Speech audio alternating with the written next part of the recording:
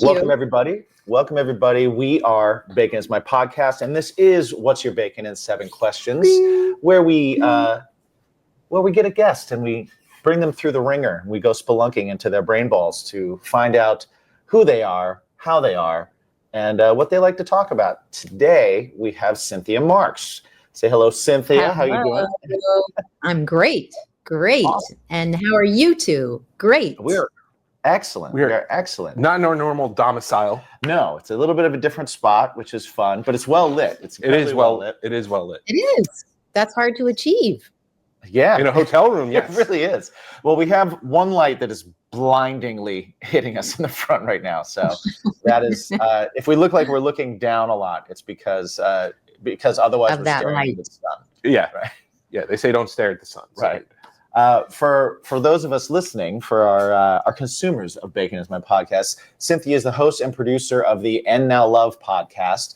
Inspired by the teachings of her late husband, Dr. Bernard Bale, Cynthia's podcast explores how love can heal and transform individuals and society, and also how we can learn to unlock our hidden potential, which all those things, if you've listened to the show, are things that we roundaboutly get to a lot, because these are the things that actually matter to literally everyone, no matter what kind of walk of life you're in. So I'm super excited. Thank you for hanging out with us today, Cynthia. Oh gosh, this is great. I'm so excited about your questions. I think you're going to enjoy these questions. Yes. They are really what gets down to the nitty-gritty of a person.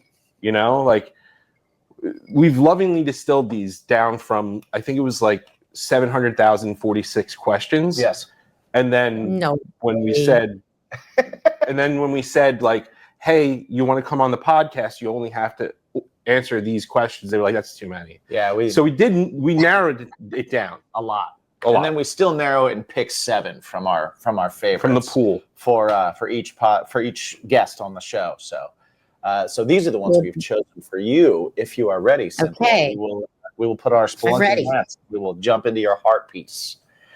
Question number 1, Cynthia, how many pillows is too many? Are you talking about my bed? Sure. Bed, couch, however you want to kind of look at it.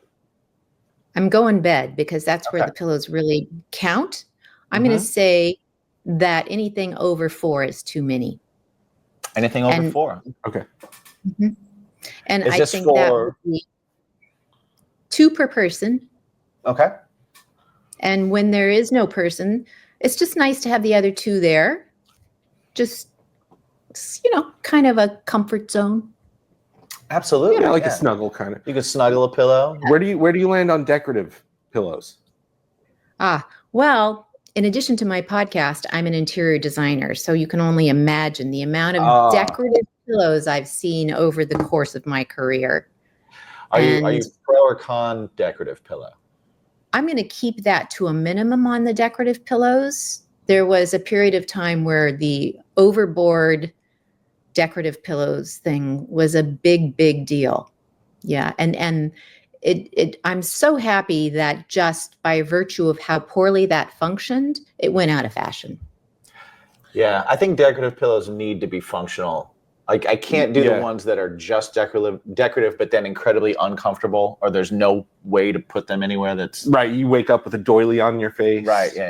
Yeah. Or you have them on your sofa, but you almost feel like you have to have a discussion with the pillow so that he can make room for you to sit down. That's annoying. Oh my gosh. Yeah. Yeah. Because you can't put them on the floor. No, especially when you're at someone else's house. Right. Yeah. Yeah. That's the one thing we have. Family of 4, my wife, my 2 kids, and then we have 2 dogs, right? The 2 dogs get 1 couch. Sure, they do. They get the 1 couch to themselves. They get whatever. And then the 4 of us get a couch, right? Yes. And we have the pillows, but as soon as the 4 of us are on it, it's like, what do we do with these things, right? So it really could be cumbersome at times, but you do need them if late night. Some people are pillow huggers, though. They like to put the pillow over the front and then hug it. Yeah. Right. I know that's a thing. You're right, and I think dogs are big fans of pillows. Like same situation here. I have 1 dog, but he pretty much has 1 sofa to himself. And Yeah. his has a lot more pillows than mine does. See, I don't trust my dogs with my pillows.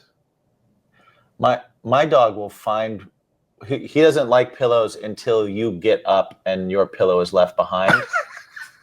Right. And then Nice and warm. oh yeah, and then he's right on top of it. Mm. So, and he's got a new habit. Speaking of like dogs, his new thing is he loves to drool on the front of my pants. Mhm. Huh. No matter what, just like a leg. Yeah, So if I sit on the couch, he comes in and lately, like, I'll put a blanket over my legs so he can't get the pants, and he will like keep inching over the blanket to get to the other leg to be on those pants. Or he That will is move the blanket and then put his unusual. face down. I wonder what changed in his life that made him want to start doing this. I don't know. It's become a pretty funny thing, and he'll like if I come home and sit down. He loves to do it right after I do laundry too. Maybe it's the Oh, of smell course. of clean clothes. Oh, maybe. Because he's just The detergent. immediately, and he's a he's a French Bulldog Boston Terrier mix. So he's got the face for the drool too. He's got the jowls, and he's Perfect. nice and wet, And maybe, nice and wet under face. and maybe he's since your pants are so clean, maybe he's feeling like he needs to like mark his territory, make his Right. place known. Yes, exactly. Yeah. He's like, oh, you washed me off of these. Oh, let's start over. I can help you with that. Got you covered.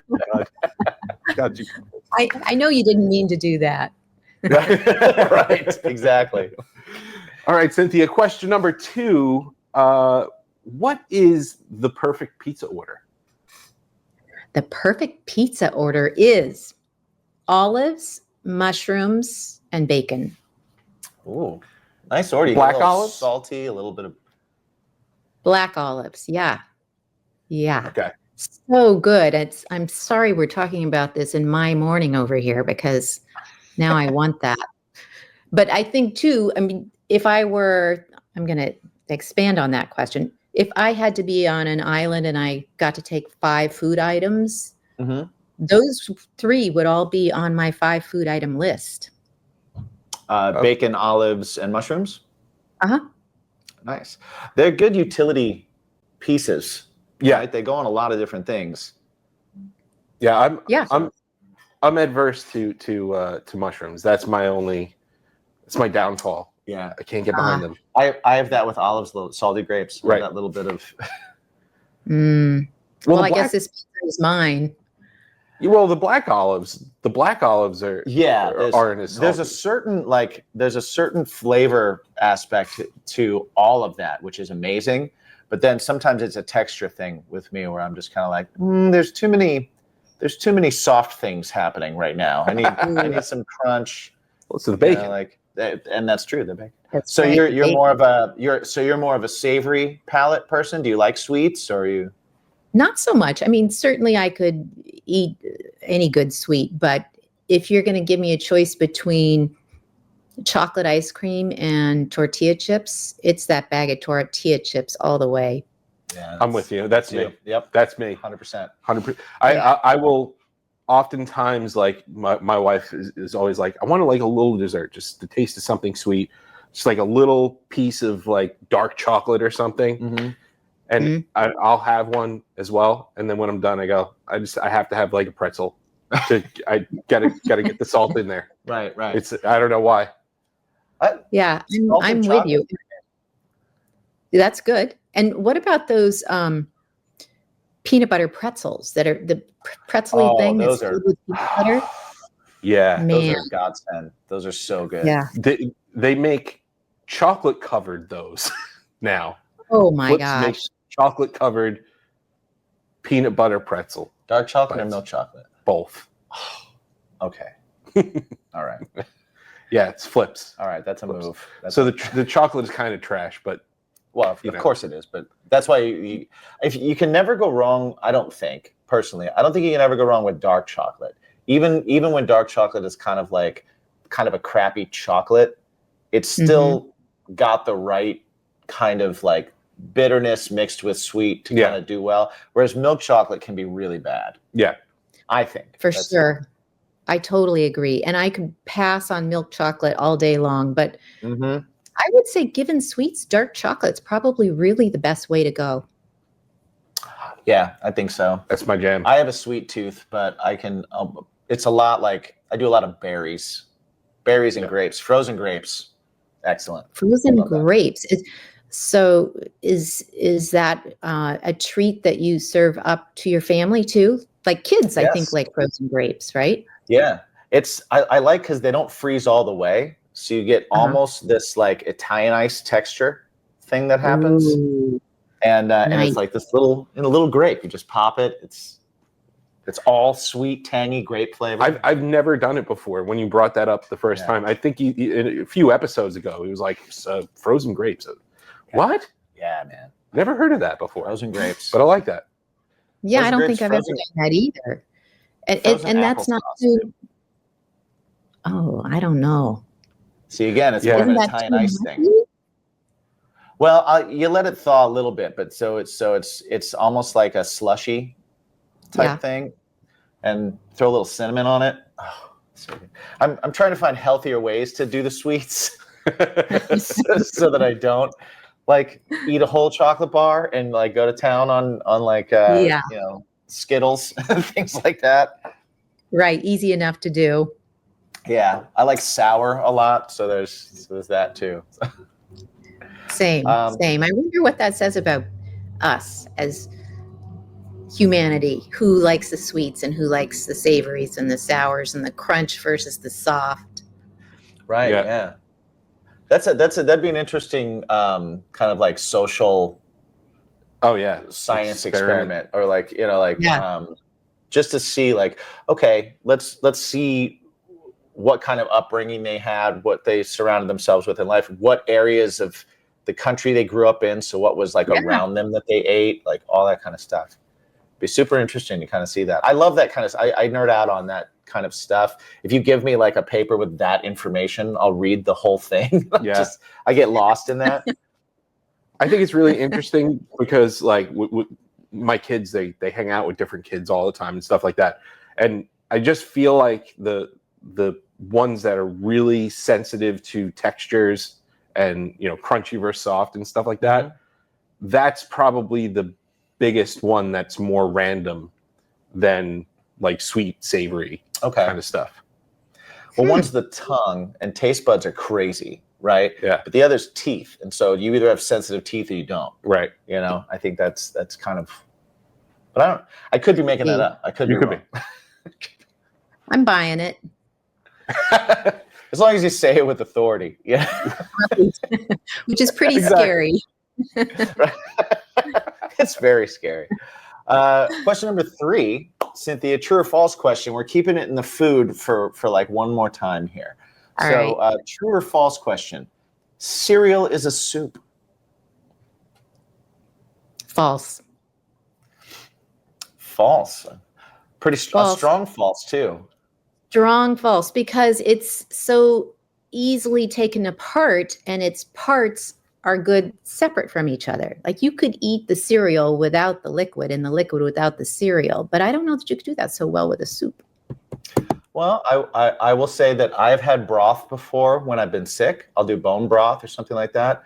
I love me some raw carrots. I'll cook up some onions, and they're great by themselves. You could stick those in there. Mm-hmm. Yeah, I do think so. Maybe not all soups, but I definitely think there are soups where the individual parts are pretty delicious on their own. So true. I can see that, and I'll believe anything as far as cereal soup or not. But I do think that it's interesting. The last person that had a kind of a strong, very strong opinion, strong false was like, you wouldn't go in and order cereal by saying soup. So it's a matter of how you ask for it. That's a good take on that. Like, that's an interesting take also. But then also you can break it down and you go, well, it's a cream-based broth with a wheat or rice-based noodle. And you can kind go to. Gazpacho is cold. Gazpachos are cold. Potato soup is a cream. So. Right. And then there's oatmeal. I mean, how does that fall in? That's breakfast soup. Yeah, breakfast. That's absolutely breakfast soup. Porridge. Porridge or farina. Yeah. Yeah, I was so adamant, but now I'm going to have to rethink this. That's what we do, changing hearts and minds. But that's a good thing to remember day to day. When you're so adamant, there may still be a moment to rethink it. Right? Absolutely. There's always another take. Yeah. Yeah. Don't be so firm in what you think you know. Exactly. Question number 4, gift cards, lame gift idea or great gift idea? Gift cards, lame gift idea or great gift idea? Great gift idea, depending on the card. I mean, I think the point of the card is the message that you, the gift giver, gives. So for me personally, if it's that card that I pick up at the drugstore and it tells a whole story and a rhyme and with the flowery print and all that, it's not me. That's somebody's drugstore idea of me. So I'd rather get like a mailing label or something like that and write my note on it and stick it on the package. I like that. I like that too. Yeah. I mean, I could get down with gift cards all the time. I love gift cards. But what I have been finding is that if you're not getting a specific store one, it's almost impossible to use. Because like the Visa ones or the Amex ones, all those, depending on what kind of store you go to, like for instance, a grocery store, there are some cards that'll do like a 20% hold on your card. Oh. So if you have $100 gift card, right, and you try to buy $100 worth of groceries, you can't. You can only buy $80 worth of groceries, and then they hold $20 for 3 or 4 days. Aww. Or you know what? Some of them. I misunderstood your question. I thought you were asking about the gift card that you write. Dear Susie, happy birthday. Oh, no. We meant like giving someone a gift card in lieu of a gift. Oh, I'm so old-fashioned. I don't know. See, it was all over my head. Oh, I'm totally about the gift rather than the gift card. Okay. 100%.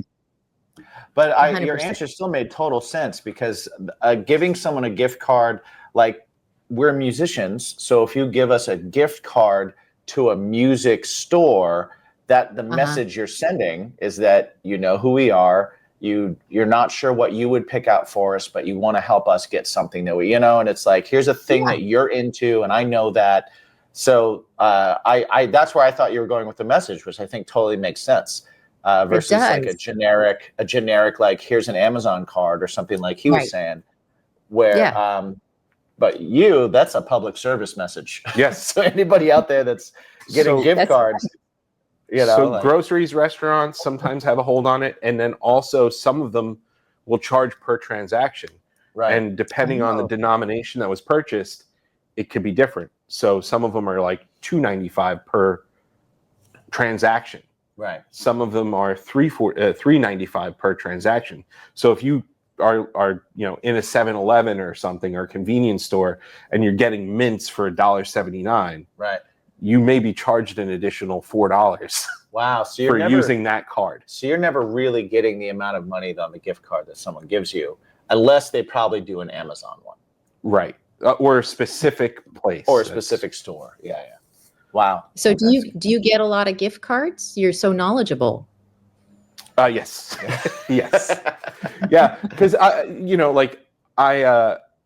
certainly do have a lot of stuff, but like he said, as a musician and doing recording and content creation, all that kind of stuff, we're kind of particular as to what we want to get. Sure. So as nice as it would be for somebody to just be like, hey, I got you this light or this microphone, I don't know if it's Makes sense. what I'm looking for, which And is nice. Then but you feel bad if you gotta like give it back or like return it or exchange it. Yeah. Or...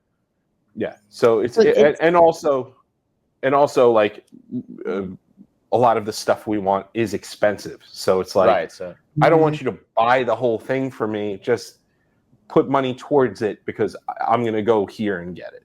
That's kind of. Yeah, that makes sense. So for you then, something like an Amazon gift card, which gives you the ability to then go get the thing that is meaningful to you, Yeah, means that the person giving that was thinking about you in a way. Right, Like, I know you're going to get what you want, and I'm not going to force this microphone on you. But I think for a lot of people, it's like, wow, I mean, really, you just pick this up at the drugstore and I can go buy myself some cotton balls and a pair of socks and that's fine.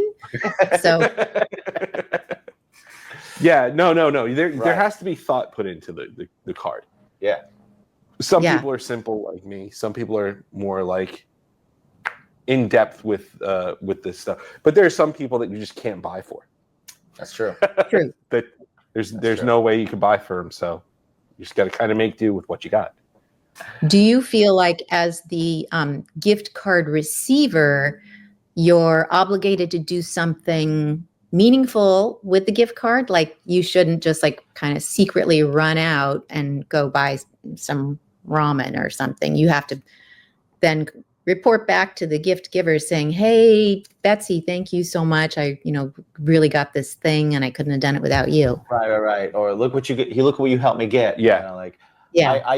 I used to, and then there were a couple times where it was like I was in a band on the road and I used a gift card for gas, which isn't the most meaningful thing, but boy, was it helpful at the time.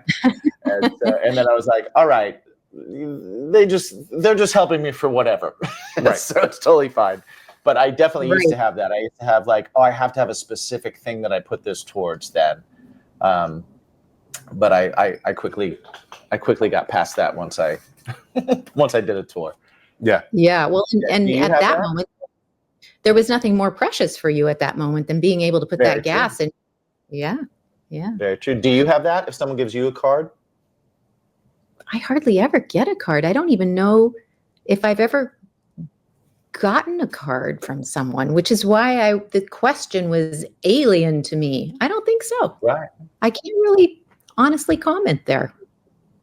Well, fans of Cynthia and fans of the show, send her gift cards. Yeah. There you go. Absolutely. I like that. We're here to question number 5. This is kind of a new take on an older question. It's a 2-parter. I kind of reworded it today for this interview because I thought it might be an interesting, poignant place to go. So what it is, 2-parter. First part, what's something that you thought you'd never do that you ended up loving? And second part, what's one thing you thought you'd love that you'll never do again? Okay. Well, can I go big on the first part? Of course you can. Yeah. Okay. So late in my life, this journey of mine, we all hopefully get to the place where we get to say late in life. I fell in love with this man who was 36 years older than me. And I was already 58 myself. Anyway, he was 92. So we can do the subtraction, I suppose. And never in my life, in my wildest dreams, did I ever think that I would fall in love and follow that path with someone so much older than me. And it was awesome. What was it like when you kind of had that look in the mirror moment where you were like, I love this guy? And it was kind of holy like crap. that. Okay. This is, what was that moment like for you? So I find myself driving around Los Angeles all the time. That's where I live and work. And a lot of time spent in the cars around here. Even if you're only going 2 miles, you're in the car for a long time. Right. Oh yeah. So I think a lot of us do our similar. Oh, yeah. So I'm thinking in the car, why does this guy keep coming in my head? I just couldn't understand it, but it was as if he was just present all the time. And I just finally said, I think it's because you love this guy. And I had this little conversation with myself. I'm pretty basic, like, no, you don't. Yes, you do. And it was this big struggle. It's like, I'm being judged. Who's judging me? I'm judging me, So I was kind of like angry with me. And I struggled, unfortunately, too long in that I took so much time trying to convince myself that it wasn't okay, that it wasn't right, that I really lost precious time with him, because clearly our relationship would be short-lived. And I finally had to come to terms with myself and say, if you do not do this, and you, in a couple of years, do not even have the opportunity to do this, you are going to be so upset with yourself. And so I just said, okay, to hell with it. The biggest thing holding me back was this judgment, not just my own self judging me, but what I perceived to be the judgment of others. And yes, there was judgment from others. But once I let go of all that and just loved, it was the crazy best thing ever. That's awesome. I think that's it's a very cool thing to even think about and talk about, that like the judgment that you put on yourself, and even the fear of judgment of your peers and friends and people around you, because I think so many people feel that there's a point in life where you're supposed to grow out of that, but you don't. And so they feel guilty about having those kind of fears or having those kind of thoughts. And a lot of times, like, I know people that like have real big self-esteem issues because they're like, I shouldn't be worrying about this still in life, or I shouldn't still have these kinds of fears, or I shouldn't still care what everybody around me thinks about me, and all this stuff. So I just think it's cool, and it's important for people to hear that, like, so many people that come on the show and talk about things that they do, we all have these same fears, and we all have these same anxieties and stuff. And it's okay to have them, and it's okay to realize them. How did you go about that decision of, I'm not going to let that stand in my way? I'm just going to, did you just kind of like go with it and just say, F it, whatever happens, happens? Or did you like have to have those, like, make deals with yourself and be like, okay, you're going to do this, but if that makes sense how I asked. I know that's a lot of words. Yeah, it was a combo. So fortunately for me, my husband was this renowned, fabulous psychoanalyst, and his work is based on love, and his niche is really getting to love, deep love, via your dreams. So your dreams, according to his methodology and his theory, are basically offering up the keys to your unconscious, where everything about you is held, all the good things and all the things that you struggle with.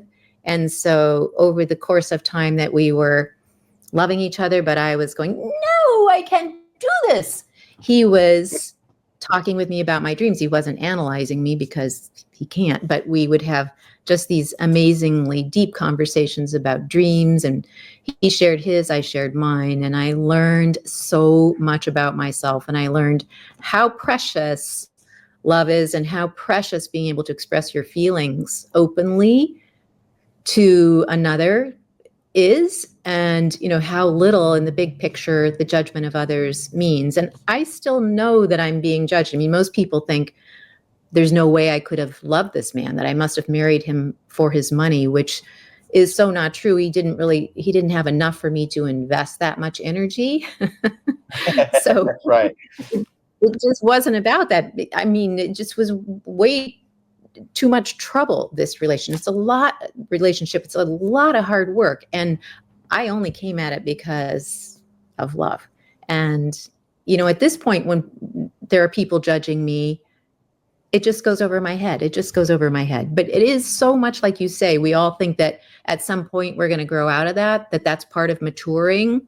But there are triggers, that just bring us back to what we were doing when we were teenagers or 5 years old. And, some of that judgment felt a lot like what happens in the high school classroom when, you're trying to be friends with those 6 other girls that, are snarky. Right. Yeah. I think our own judgment, like the judgment from, like you said, peers and stuff, and it's going to happen, like it doesn't matter because people just always want to have an opinion, that's okay. Yeah. But did you find that your self-judgment and your worry about the judgment was far less than what actual judgment you got thrown your way? Oh, absolutely. I'm really glad that you brought that up because I struggled in such a weird way to eventually share how much I cared about this man and how old he was with some of my friends. I kept it a secret for a long, long time. And if I had a recorder, oh my gosh, I just would be the silliest thing. It would take me like 20 minutes to a half hour of explaining and re-explaining. And the person on the other end is thinking I'm going to have just like this major horrible thing. And they're like, that's it. That's all you got after all that build up. Yeah. No one is as good at being judgmental of us as we are. Yeah. Yeah. Like I'm better at insulting myself than anyone ever will be. So to worry about all that kind of stuff, yes, it does. When you zoom out and you look at it from the outside, it does seem kind of silly, but it can feel like, you're just putting on backpacks full of rocks, when you're in it. So I think that's really cool. I think it's important. I think it's important for people to hear also. And before we get into the second part of the question, I also just wanted to I know it's probably not a quick answer, but how are you able to get to a point where you can remember your dreams? Ooh, so I like, first of all, that you said a backpack full of rocks, because that's really what most of us are carrying around in this lifetime, is this big bag of trash, a backpack full of rocks that we don't really have to be taking with us everywhere we go. And in my mind, and according to Bernard's work, that bag of trash is just the trauma that's been put on us over time. So getting to that trauma is done via your dreams. And it's really hard to remember your dreams when you're just, sort of starting out. And I lived a life up until I met him where I thought dreams were just nothing, something to be forgotten, embarrassing, cute. You wake up in the morning and go, what? And you just forget it. But most of the time, you don't even remember a dream. And people say, I do not dream. Well, science tells us otherwise. Everyone dreams. And it sounds kind of crazy, but this actually helped me, and other people have said so too, where when you get in bed at night, you say, you know what? I'd kind of like to remember my dreams in the morning. And you just sort of settle in and you say that a few times over and you start to remember them. And the more you remember them, and the more you find value in the information that they're giving you, then the more you remember them. Interesting. I always have this problem with, like, I'm a songwriter and I've written hits in my dreams and woken up and just been like, what was that? Grabbed the guitar and tried to go to it. But there's also times where, like, even this morning, I woke up this morning, and when I woke up, I always assume for some reason that when I wake up and I remember a dream, I assume that, okay, I must have slept well that night, because I sometimes have a hard time sleeping. And so when I wake up and I dreamt, I'm like, my brain is like, oh man, you had REM sleep, you're good, you got good sleep, you're gonna have a good day. And I'll remember my dreams as I'm waking up, when I'm still kind of half in, half out. But then it's almost like as soon as I get fully up, I'm out of it, and then I'm like trying to remember what it was, and I'm like, oh man, there was like I remember liking this or thinking this was cool, or this is something I wanted to remember, or there was a lesson in here somewhere, or I wrote a hit song and it's there. Rats. Have you ever remembered part of a song that you've written in a dream? I got lucky a couple times, and I like grabbed my phone and I sang into it, and I recorded myself. None of them were any good.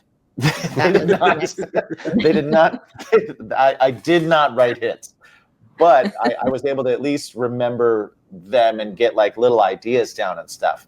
But I've never really been able to successfully remember a dream for longer than the few minutes right when I wake up. And I'm not sure why that is. Have you ever tried writing them down in that little bit of time? Some people keep a notebook right by their bed. I should. I haven't. And I've said it a number of times. I've been like, oh, I got to write these down, but then I just haven't done it. So that's one thing I should definitely do. Yeah, I think there was.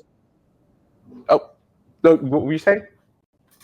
The fun thing about starting to do that and looking at your dreams over the course of a few months, let's say, or a few weeks even, is you can start to see patterns or rhythms and start to pick out things that make you feel a certain way, whether it's good or bad or frightened or angry. And like, for example, maybe there's something that happens in a dream. Maybe it's not the same thing every dream. Maybe one dream you're jumping off a cliff with a blindfold on, and the next day you're doing something else that's seemingly scary. And you can start to think about, well, what makes me feel that frightened in the real world now or growing up, or what can I associate that to, mostly in our past, or even as crazy as this seems, but it is so true. Even in utero, you're being shaped by, this woman who's, meant to take care of you and birth you in a healthy way. But if you then start to think about those moments and those feelings, you can start to adjust. You can start to say, wow, well, that feeling that I had of jumping off that cliff that was really scary reminded me of this thing that used to happen growing up. And I'm still carrying that around. I'm still operating from that place. There are things in my world now that make me snap into that.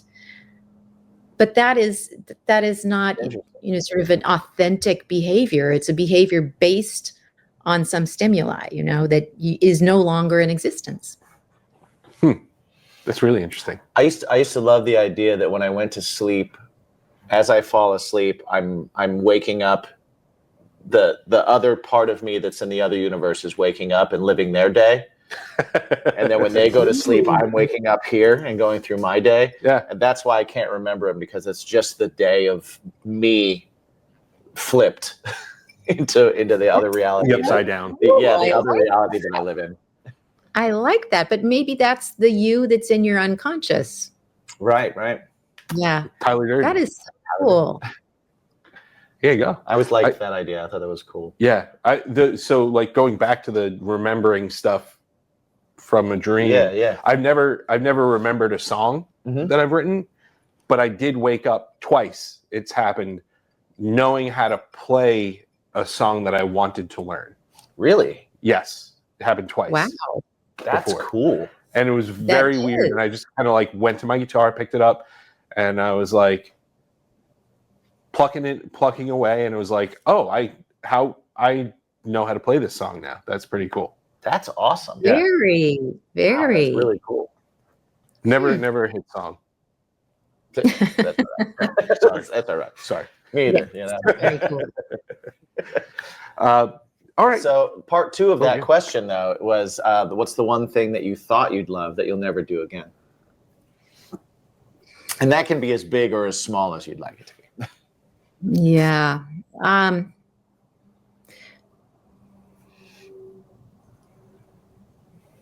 Okay. I thought I'd really, really love being able to say I accomplished this, which is going down a double black diamond ski run in Colorado. Nice. And being like, yes, I did that. No, just sort of stumbling and sliding down on my butt and freezing cold just to say that I did it. And a run that would take somebody else, 33 seconds to do might take me 33 minutes. Right. I would never do that again. That's pretty basic, but sometimes those just to say you did it isn't worth it. Yeah. no, Yeah. It's a not lesson at all. right there. Yeah, it's okay to trust your judgment on that one, which Yes, is right. different from judging yourself, hopefully. But you could look at that and say, I don't really need to do it, and try to convince yourself that you do. But maybe you should listen to that. I don't really need to do that one. Right. There's a certain amount of skill awareness that I like to try and have with myself. You're so smart. No. No. Just grab the hot pot one too many times. Oh man. Question number 6. We're going to change it up a little bit here. If animals could talk, which would be the funniest?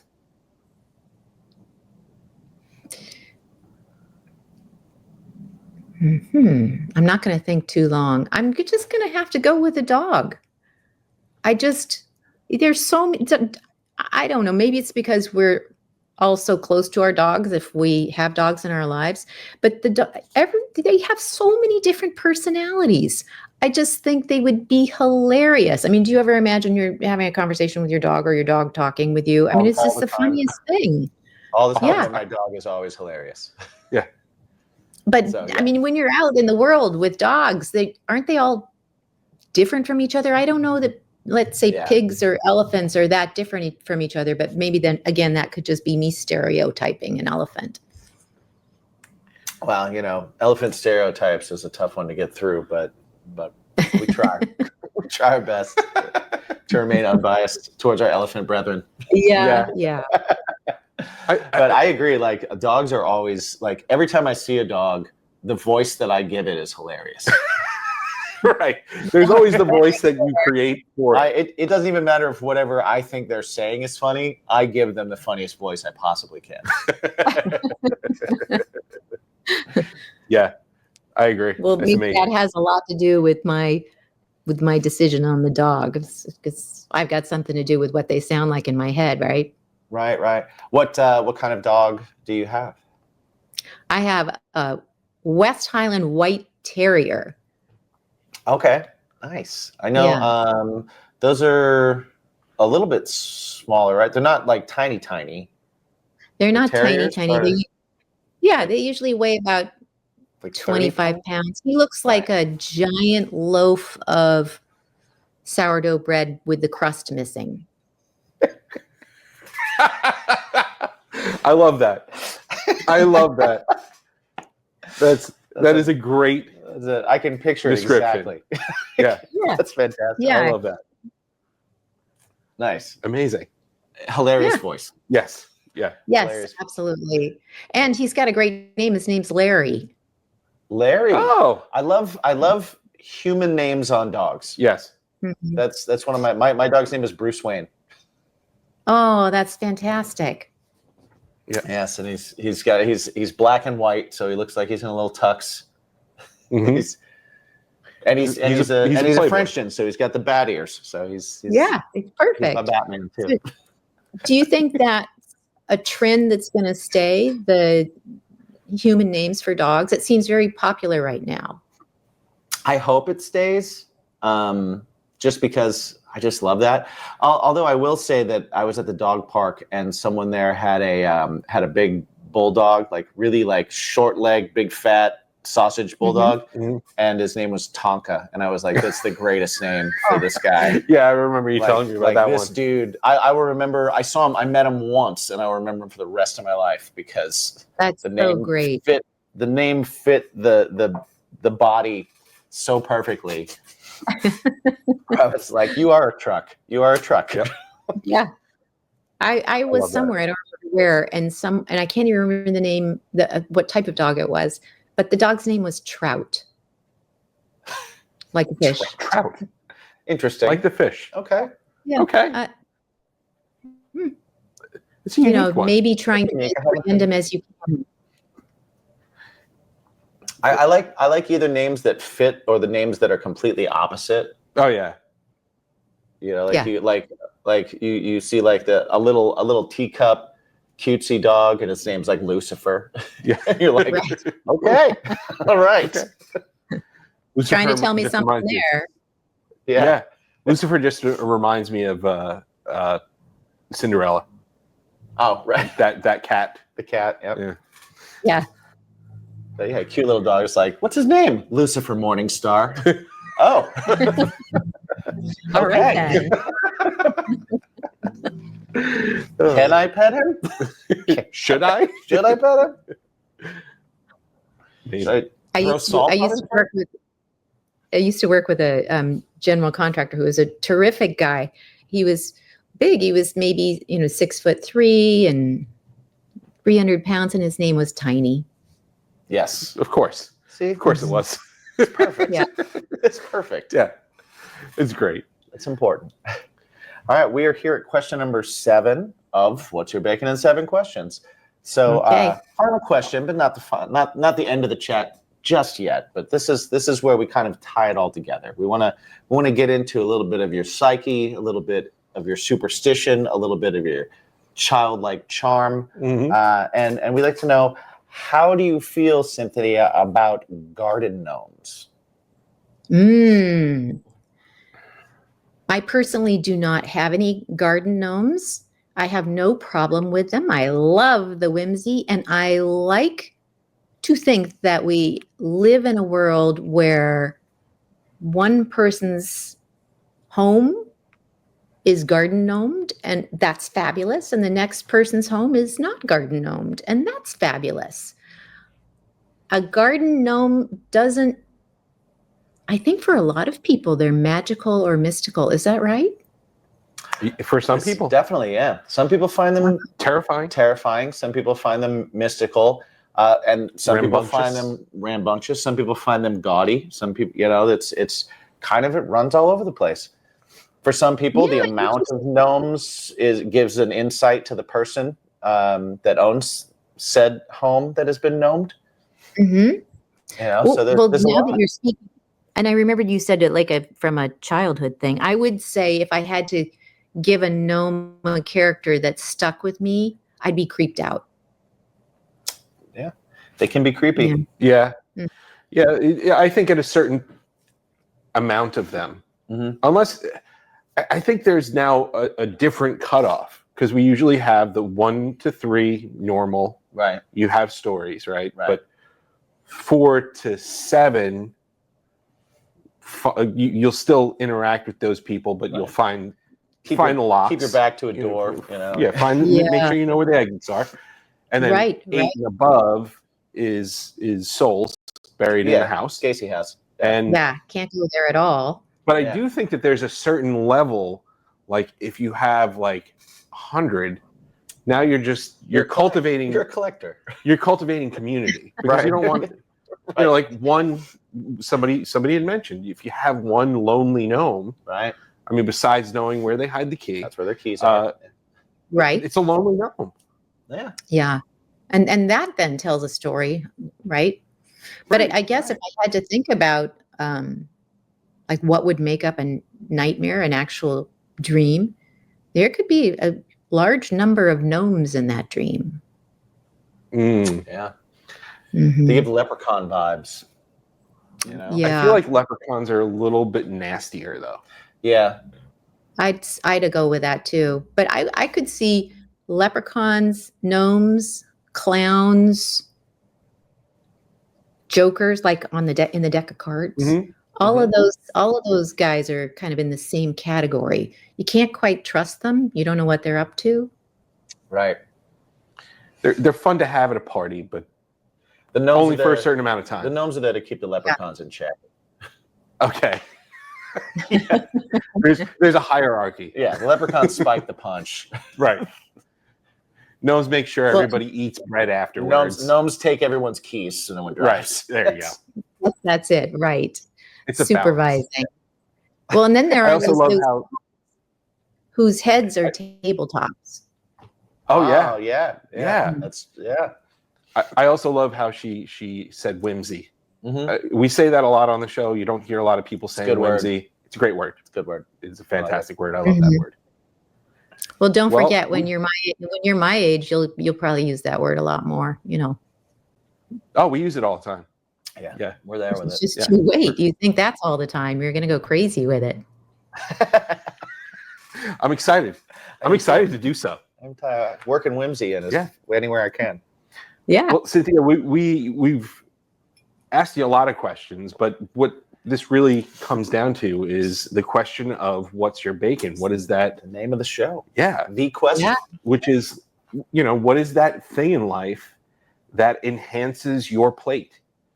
You do the podcast, you do a lot of work in that field. Sometimes you need a little bit of your escape, turn off, all that kind of stuff. So what is your bacon? Yeah. What have you always been able to kind of like nerd out into? What's your bacon? So for me, as long as I've lived in Los Angeles, which I think is a fabulous city, it's seemed endless. So like I said earlier, I'm on the road a lot. I go from Pasadena to Manhattan Beach to Malibu all the time. And you never have to take the same path twice. You can just get off at a new freeway exit and take 17 different roads through a neighborhood you've never been in. And every day of the week, I can see something I've never seen before. And I've lived in Los Angeles, for like 48 years. It's so much fun and so thought-provoking. And I find so many places that I want to go back to and discover these communities that exist and operate that aren't part of my daily routine, that I don't know anything about. It's so great. It keeps me just curious. I mean, I really do this a lot. It's just too fun. That's awesome. I love that too. I remember before, when I first got my driver's license, we did not have phones with GPS on it to where I could just plug in where I wanted to go and get there. And I think that being able to do that has stopped me from seeing other routes, because I just kind of follow and you just kind of robotically get to where you're going. But I remember one of my favorite things to do used to be like just get in the car and drive and just get somewhere and see different things. And I always tell Annie, my girlfriend Annie, she gets a little road ragey sometimes, and I always tell her, I'm always like, oh, there's no wrong turns, there are just alternate routes, right? So everywhere. Life. Yes, absolutely. So I love that. I think that's great. And but it still works with your GPS. You can actually do this with sort of a bigger level of confidence, because it'll always put you back on track. You can go off track as long as you exactly. Yeah. Don't be afraid to deviate from Waze. Yes. Yeah. It'll yell at you consistently, but that's why I turn the voice off. You have to ignore it like 4 or 5 times to stop it from just taking you back to the road that you were on. Yeah. Right. But after that 5th one, they're like, fine. And they give you a new all right. Yeah. Yeah. Jen hates that about when we go on trips, because I turn the voice off. Yeah. Because I hate when it interrupts my music or podcast or whatever it is that I'm listening to. I can see it on periphery. Okay. Right. Keep going. She hates it. Can't stand it.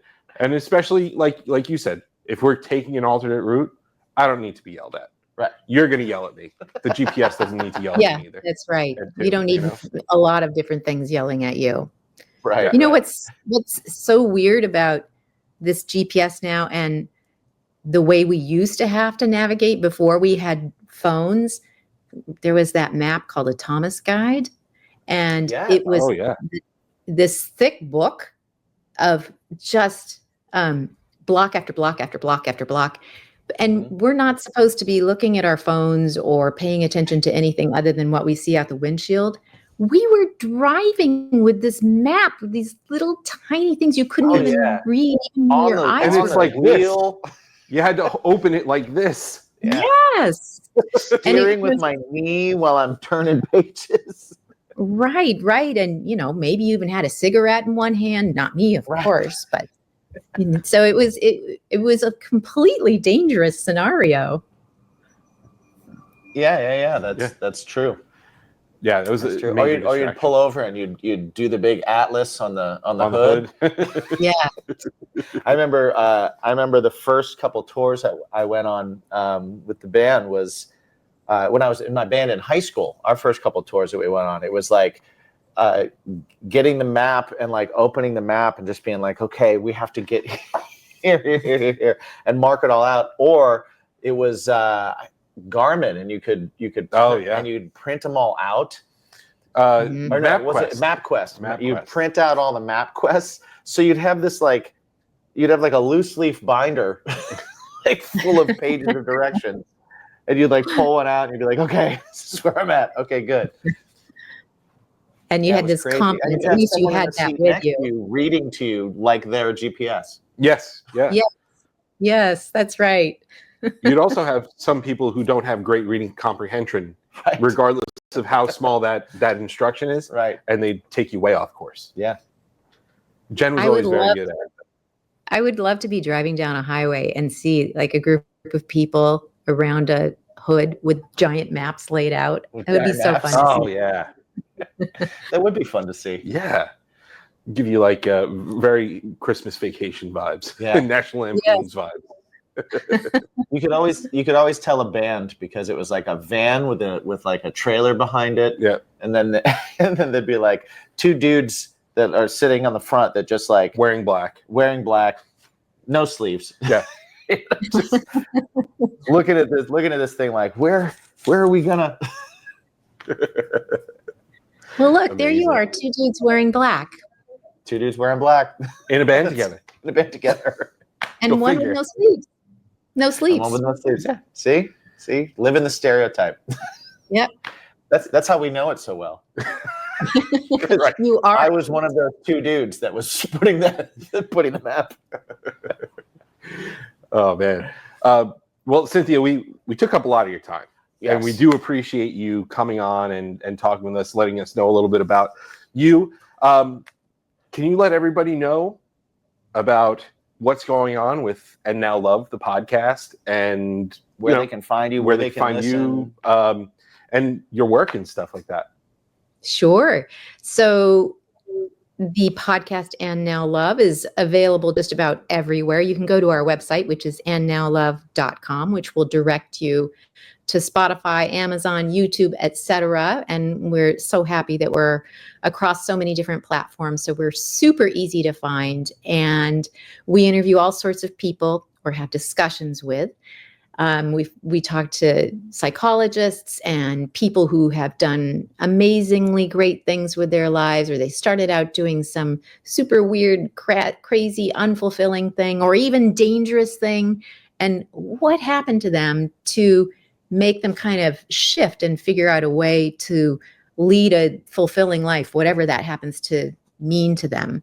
And it's such an education for me to talk to all these different people and learn from their life stories, how we can confidently figure out how to be our best selves. And that's what we're hoping to do, because when you look at the world and all the chaos that's going on right now, if you just imagine that in you're basically in a state of chaos too, to some degree. And once we can figure out how to settle that inside ourselves, we can help settle it outside. So it's kind of like one individual at a time. Let's get ourselves to a happy place, a loving place, a safe place, and then we can just ripple that out into the world. So that's what we're doing. Yeah, that's awesome. And for those of you who have not heard her podcast yet, like, it is a discussion. I love how you kind of reframed the way you were describing it and said more like a discussion, because it is very much a discussion. It is very much a dialogue, and it's a nice fly on the wall kind of feeling where you're kind of like, oh, taking it all in. And what I do love about the podcast too is it's not necessarily about getting your own stuff out there or doing your shtick or your gimmick or anything like that. You are legitimately in the studio or the chair, whatever it is, and you're learning from somebody, and you actually want to learn from somebody. And that's one thing that really sets things apart in the podcast world. I feel like there's so many people that got into it and they were like, oh, well, I want to do this. And they're just worried about getting their shtick through. And it's really the most interesting ones are the conversational pieces. So it's really awesome. It never feels like an interview to me when I was listening to some of your shows. It doesn't sound like an interview piece or anything like that. It's like a nice, educated discussion, and you take something away from it. Yeah, that's great. And you're so right. I mean, when I started this, I didn't mean to start this. I mean, frankly, I wasn't even sure what a podcast was all about, but it was suggested that this was the way to get Bernard's work known. And I'm like, yeah, you figure something else out. But over time, it finally came to me like, okay, well, I'm a lay person. I know enough about this topic now because of all the time I spent with this man, but not enough to be an expert. So I'm going to go on this journey with my listeners, and we're going to learn together. And like I said, I have learned so much. It's really fun. And we don't have anything to sell. I'm not getting paid. It's just a thing, we want to do. We want to communicate this information and let people know that there's some goodness in all of us.